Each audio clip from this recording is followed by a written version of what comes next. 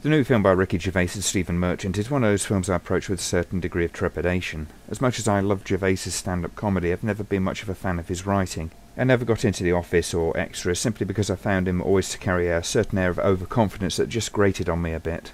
So coming into a film that also stars him, I was a little bit concerned. Justifiably? Well, only marginally.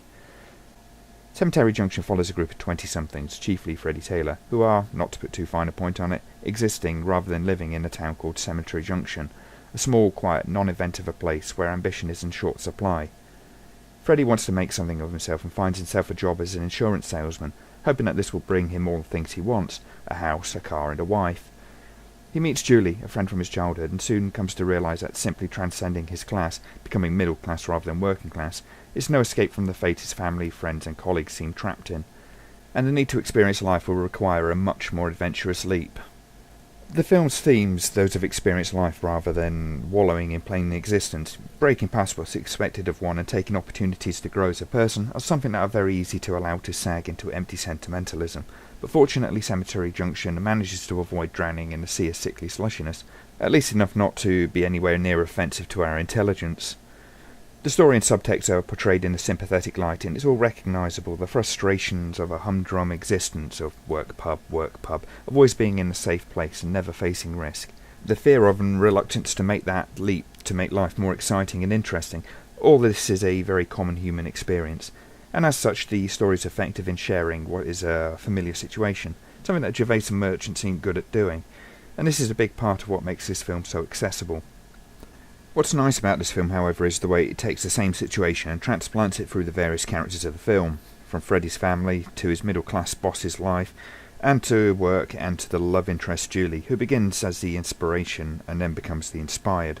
It's all beautifully tied together in a package that's emotionally involving and familiar.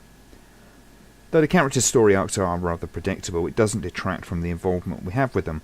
For all their unsurprising qualities, they are likeable and full enough characters that they're enjoyable to follow, and the growth that their friends go through is quite satisfying and warming. Along the way there are peripheral characters who for the most part are employed effectively, not least Sergeant Wynne Davis, who's the epitome of the good policeman, firm, fair and almost fatherly in his treatment of the lads. And then there's the father of Freddie's friend, Bruce, whose parallels with his son reflect the themes of the film nicely. Gervais's hand in the script is at times very noticeable, and at times you can almost literally hear his voice coming out the mouths of the actors. Though it's occasionally mildly distracting, this is only really because the tempo and tone of Gervais is so recognisable, and it feels a bit like the character's been hijacked to some degree, which is a bit intrusive on the story. It's not a massive down point though.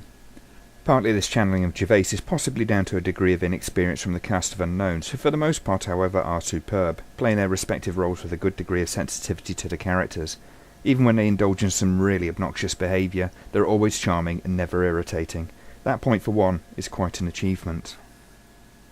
Overall, Cemetery Junction is a well-made, nicely written and involving story, which for all its predictability still drags the viewer in with its warm and likeable characters, and its optimistic, idealistic message that manages just about the right amount of sentiment without crossing the line that would make it unbearably syrupy.